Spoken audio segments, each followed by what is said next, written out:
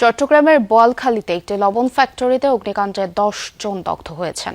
তাদেরকে উদ্ধার করে চট্টগ্রাম মেডিকেল কলেজ হাসপাতালে ভর্তি করা হয়েছে। এ বিষয়ে আরও জানাতে যুক্ত হচ্ছেন সহকর্মী জুবাইর রিফাত। রিফাত, এই লবণ ফ্যাক্টরিতে যে আগুন, এর সূত্রপাত কোথা থেকে? ফায়ার সার্ভিসের কর্মীরা কি বলছেন এবং আহতদের বর্তমান অবস্থা কি?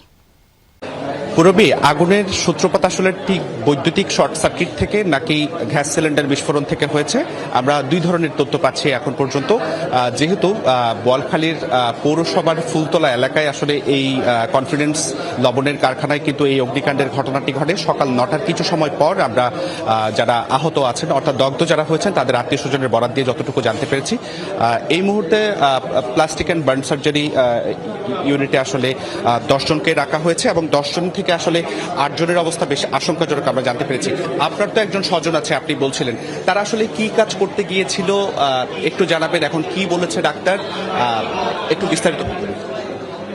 ওনারা ফ্যাক্টরিতে একটা কনফিডেন্স ফ্যাক্টরি শুনছি, যতটুকু জানি। আমার চাচা উনি পেশেন্ট, ওনারা গুমদন্ডি পুরতলাতে একটা লবণের একটা ট্রান্সফার জেনারেটর স্থাপন করার কথা ছিল। আজকে 4-5 দিন ধরে উনি রেগুলার ওখানে কাজ করতেছে, প্রতিদিনের ন্যায় মতো সকাল আজকে কাজে গেছে। এখন আজকে কাজে যাওয়ার পর সকালে শুনলাম 10:30-11টার দিকে আমাদের কাছে একটা মোবাইল আসে, ওখানে নাকি একটা সিলিন্ডার ব্লাস্ট হয়েছে, গ্যাস সিলিন্ডার। মানে জেনারেটর প্রতিস্থাপন করার সময় নাকি ওই যেহেতু একটা বদ্ধ করছিল, বদ্ধ করে তখন ওইটা সিলিন্ডার নাকি লিক ছিল। যখন ওনারাটাকে জেনারেটর স্টার্ট করছিল, ওখানে 10 জন ছিল, 10 জন মারাত্মকভাবে মোটামুটি কি হয়েছে, এই দগ্ধ হয়েছে। দগ্ধ 2 জনের মোটামুটি আছে, বাকি 8 জন যেগুলো আশঙ্কা এদেরকে নাকি এখানে মেডিকেল আনা হয়েছে। ধন্যবাদ রিফাত, আপনাকে বিস্তারিত জানছিলাম আপনার থেকে।